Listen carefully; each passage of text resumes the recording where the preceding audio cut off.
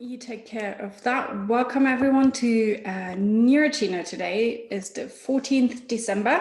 As I can see, we have one paper ready in the chat. Are there any other papers today? Nope. Okay. You know the drill. You quickly present the paper, we discuss it, and we take it from there, really. As we only have one paper, I'd be happy to have a chat afterwards how we actually do find those papers that we present to you every week. And I also want to draw your attention to the event that is happening tomorrow, which is a PhD Viva. Tomorrow at 3, I think, yes. And it will be live streamed to our channel as well, so do join us for that one. Right, without further ado, Victor, you have a paper for us. Yes, I do. Take it away. It was a bit rushed. Well, not the paper, my my finding of it. But always on a Monday morning. So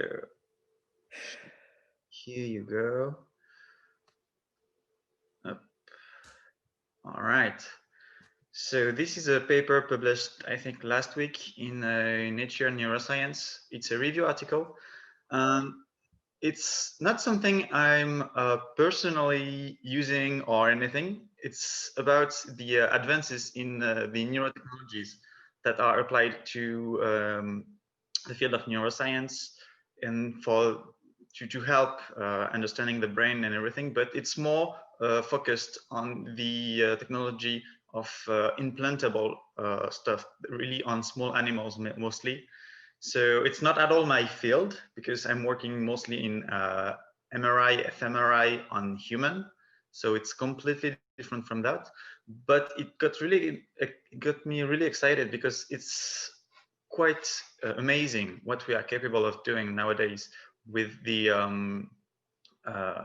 miniaturization of the different instruments that we can use.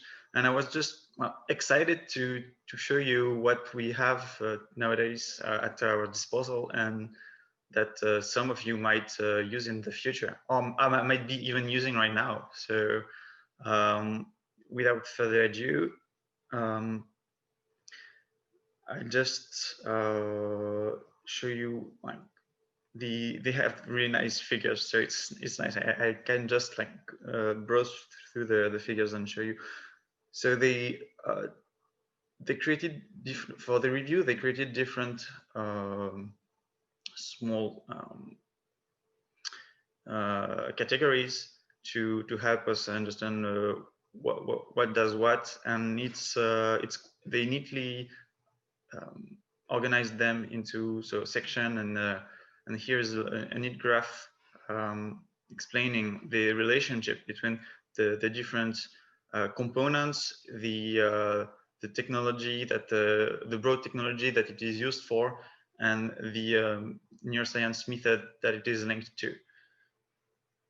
So we have both compliant materials, microscopic electronics, which is mostly microelectrodes, but there are also microchannels for the drug delivery and other transparent materials, multiplexed waveguide, the microscale light source and detectors, miniaturized optics, and wireless power and communication.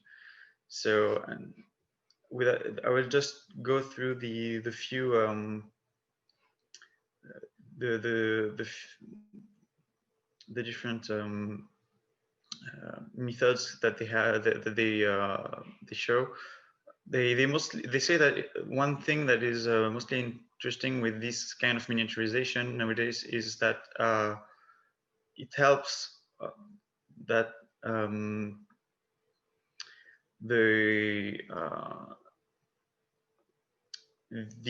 sorry, the technologies that we had from before were quite invasive and limited to their chronic use in animals, because usually it was more something that it was very destructive, and you could not keep it for long. There was often inflammatory responses to the implantations, but with the type of method that we thing that we have now today, it's much better.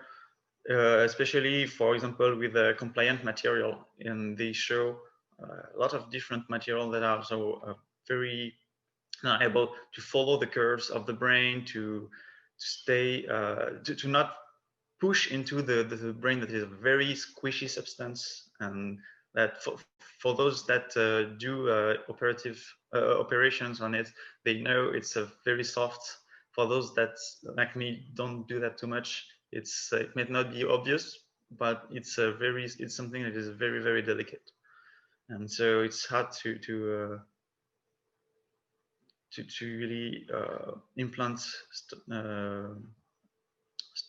materials in it. And so here we have like microscopic electronics. This is one of the things that got me excited the most, I think, with well, there are some also that I find really interesting, but this one, so the microscale probes and the array of needles that can help for both stimulation and recording.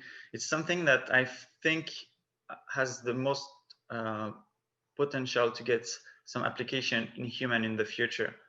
It's something that we can see for the, well, maybe quite far future, but for the thing that goes with the exploration of the human brain, and also for the stimulation and recording of typically the sensory input, I would say, for let's say not an improved, but more like a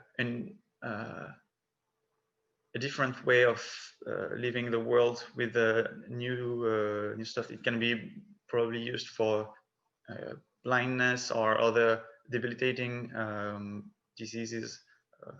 But yeah, I digress. Also, transparent materials that are quite crazy today with when you can have both electrodes and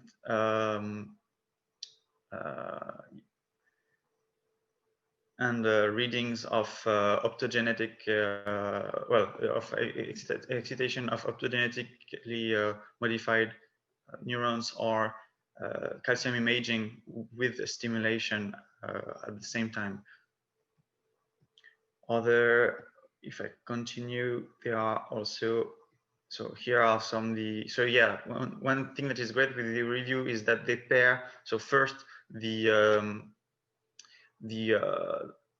methods themselves, and then some of the application. So it's great if you want to have a quick overview of the thing that you can do with each one of them. It's really well written and easy to understand. So well, there's so many things that I can't really tell you about, but well. So then there is also the multiplexed waveguide. So I'm not entirely sure, I didn't read what exactly it was yet. I think it's something that can guide the light very simply, so that you can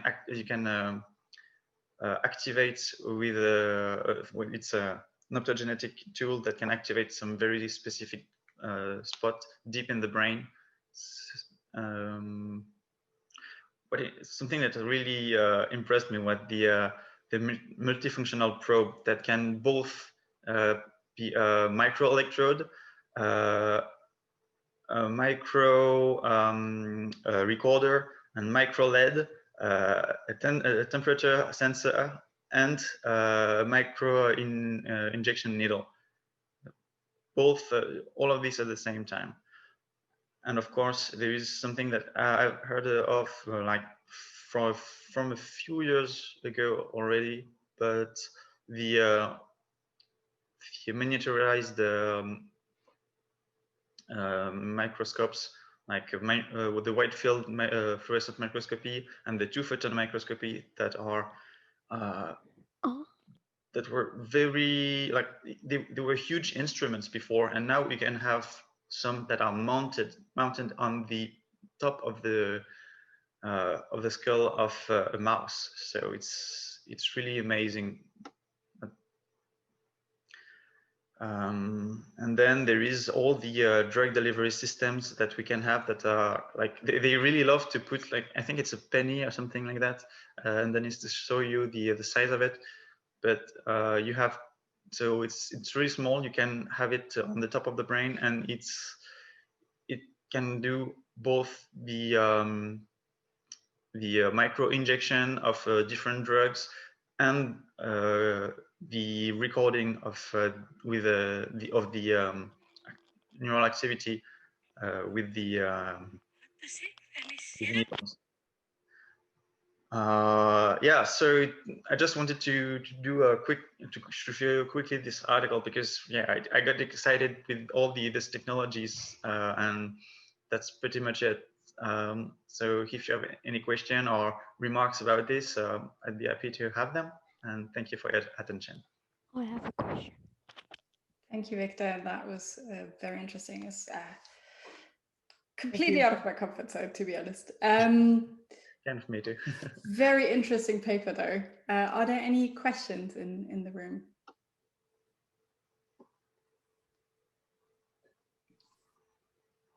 Michelle? So Victor, thank you for this. Which method you find the most exciting? It's really hard to choose, because at first I was like, oh, I'm probably know this. The one that I knew the most and that I expected to find here was the area of electrodes, of microelectrodes, because recently I think it's Neuralink, the firm made by Elon Musk, the creator of Tesla and the Falcon X rockets and everything. He wants to create. He created a startup that tries to create a link between the brain and the computer to try to speed up the development of neural interface between the brain and the computer. And they got some nice electrodes, and it's working great on pigs, I think. So pigs that are quite similar in a lot of ways to human.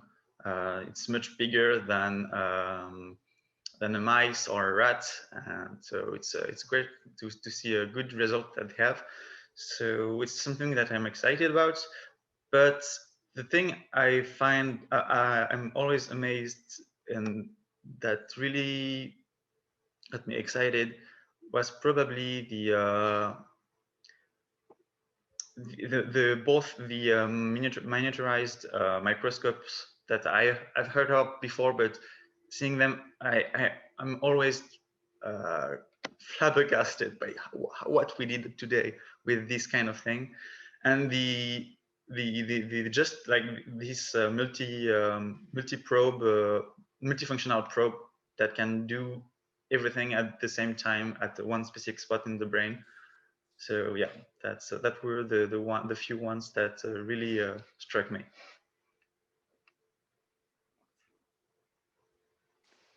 I do apologize for our chat. I kicked that person out now. It's actually funny. It's actually funny. I'm glad you're seeing it like that. I can't delete the message, but it's been dealt with and reported to Zoom. Sorry, I completely missed that. Any other questions?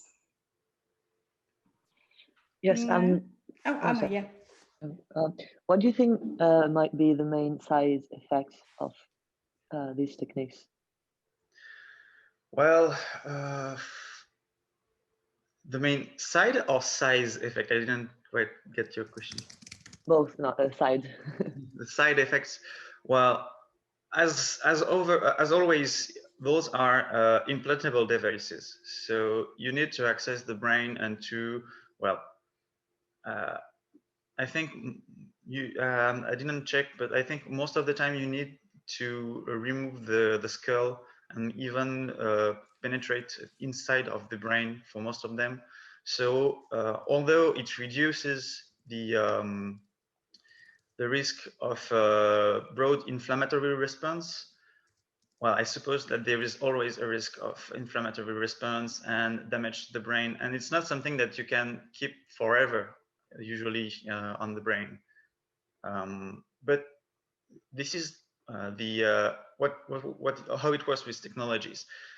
We had methods before that gave us a lot of good results and that were really interesting, but that could not necessarily be applied for a long term or for every animals. It was not working all the time, and this is always incremental. Here we are doing better and better. So of course there will be some side effects for the animals.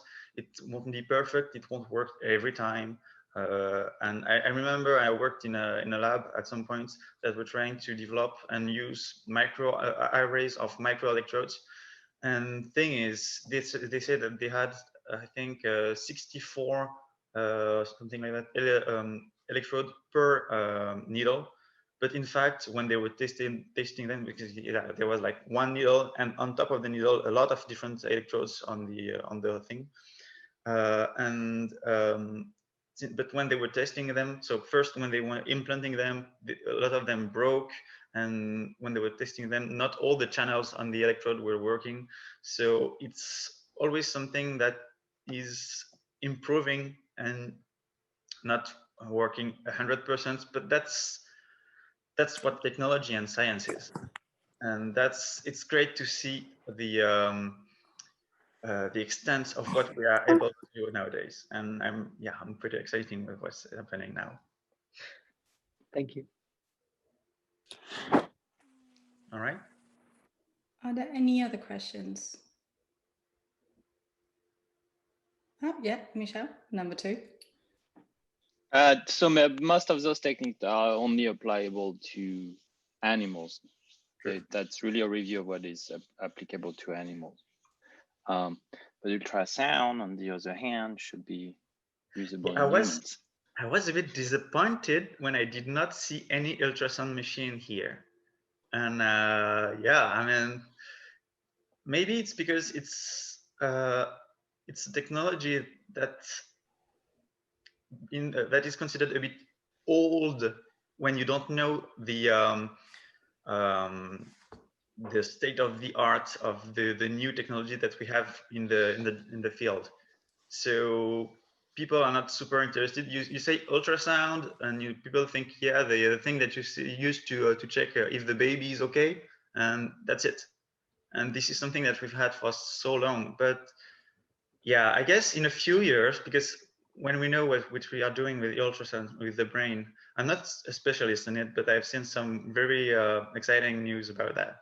But ultrasound imaging in the brain seems to be one of the next step that could even replace in some MRI in some fields, and would be much cheaper and much easier to use. So I expect that in the next few years we'll see reviews or articles showing these kind of methods and really highlighting the effect that they would have. Not quite yet, but yeah, soon. I expect, or at least I hope. Shouldn't you have prefaced your, hang on, Emma, yes, prefaced your comment with, it's not really a question, it's more like a comment. Right, are there any other questions or comments? No. Okay.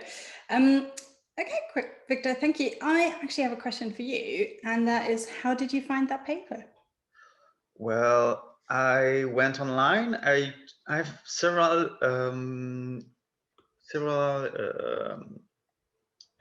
journals that I know that I can find paper in, like typically Nature Neuroscience, Nature Communication, Neuroimage, and a few others.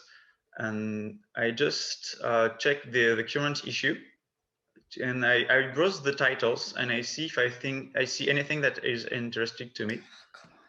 This is the basic way of when I have no articles or anything like that.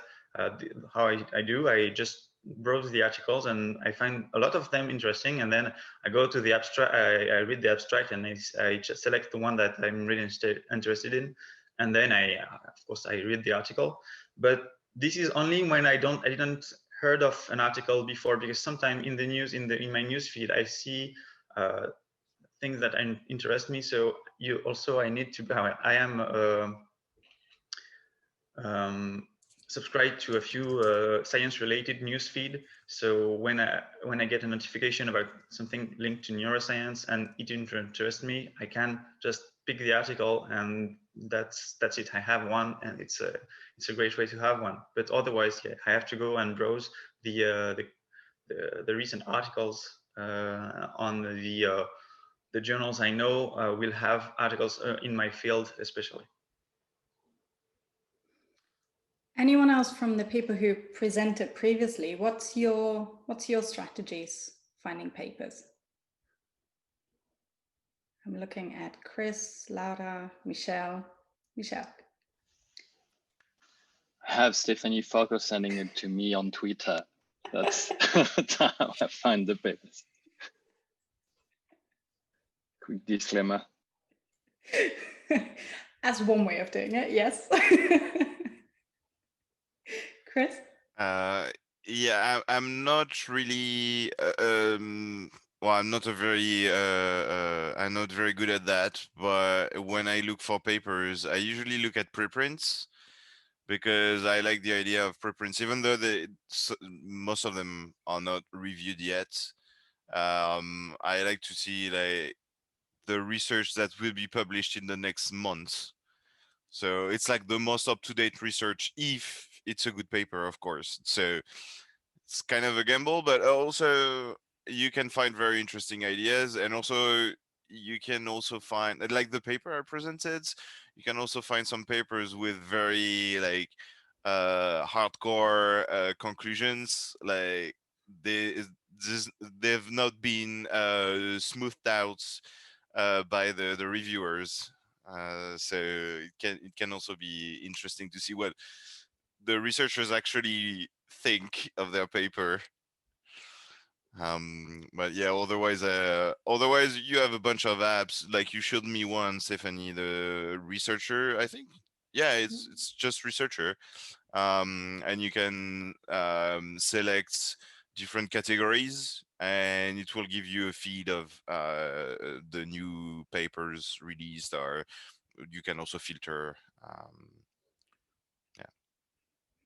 Yeah, actually, it's the same for me. Like, I'm using an application which is called Feedly. I can write it down in the chat box. And yeah, if you want to drop all of those apps in the chat for people to use, that'd be great.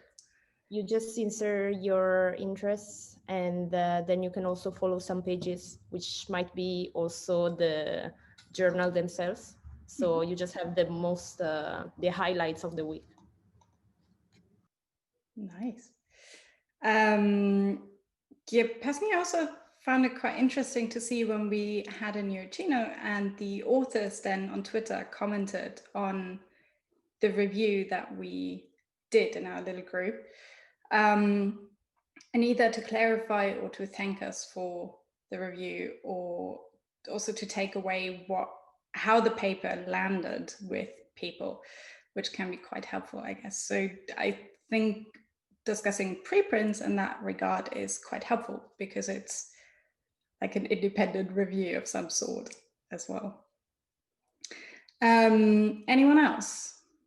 Any other strategies? Any other platforms people are using?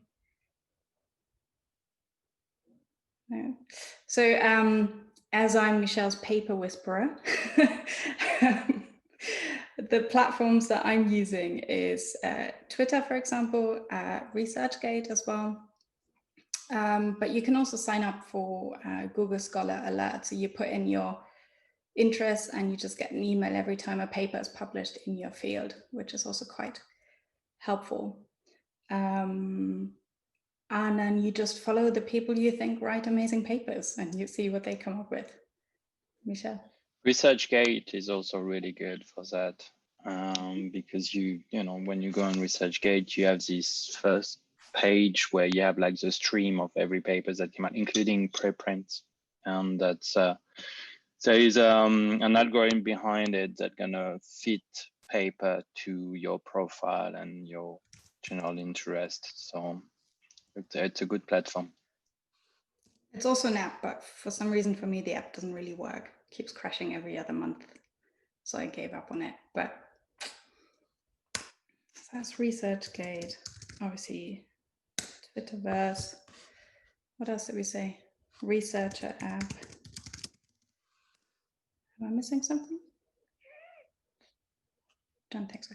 Another strategy Leah told me about is that she goes on PubMed every week and just sorts all of PubMed in terms of the papers from last week and looks for papers that interest her. So that's another strategy. Good old PubMed. Oh yeah, Scholar Alert. There we go. That's quite a long list, I think. I'm going to add them to the YouTube feed as well, so we have them for longer. And if you can think of anything else afterwards, just let me know, and I'm happy to add it. Now, as this is the last Neuroccino for 2020, are there any comments, any feedback, anything you want to see us do next year? Any papers that you didn't want to present yourself, but you want to whisper to someone? Looking at Michelle.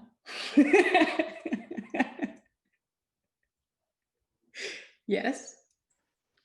I think we should also present books, not necessarily that were published last week because we need time to read them, but some books are really good and really helpful to have a comprehensive understanding of cognitive neuroscience, neuroanatomy, or specific functions. Sounds like you have a specific book in mind. You did. Great. You start us off with that one. No, that's a lovely category. Also, in terms of the scope, because I keep getting that question, anything goes, really. Anything that that draws your attention. It doesn't necessarily have to be purely brain related. Also historical papers. If there are papers that were seminal works, we're more than happy to discuss them as well. So do bring your papers. Anything that gets you excited about science is worth discussing. And one thing that's important to bear in mind is that, at least from my perspective, I always assume that everything I read, everything else already has read and knows anyways, and I'm always running behind. Not the case. You often read papers and then you think, oh, gosh, this is the most important paper I ever read. And then you realize no one else really knows it that well. So if in doubt, bring it, discuss it. You might also find that someone in this room was the reviewer for some of those papers and has all-round insider knowledge. Just try it. Okay. Now, if there is no questions, no comments, again, I do apologize for the little interruptions we had in the chat. Ma'am, when are we meeting back next year? Good question. So let me just double check so I'm not giving you a wrong date. The 4th of January is the next one, the 4th of January. You can download the diary from our website for Android and Apple. And we keep adding the events to the diary. So you have an automatic calendar from us if you want. The 4th of January is the next Neuroccino and the first one for 2021. Do you want to change the link? Because I think some rogue people have found out the link and they just log in with. Do you want to change the link of Neuroccino? Because I think today some individuals who have been using. That might be a good idea, actually, yes. Yeah, because I think that same person changed the ID and logged again. Yeah, Okay. that's a good idea. So that will all be on the website, and we will put a tweet out and Facebook, whatnot, to give you the details to log in again. Also, as I said, tomorrow we have a PhD Viva that you're welcome to watch on our channel. There will also be a habilitation examination later this year that we can add to the channel. And that's it, I think. Am I missing something? Team in the background? No? No. Okay, great. Thank you all for coming to the last Neuroccino, and we're excited to see you again in the new year. Have a lovely and exciting week in science and a lovely holiday. Bye. You too. Bye. Thank you.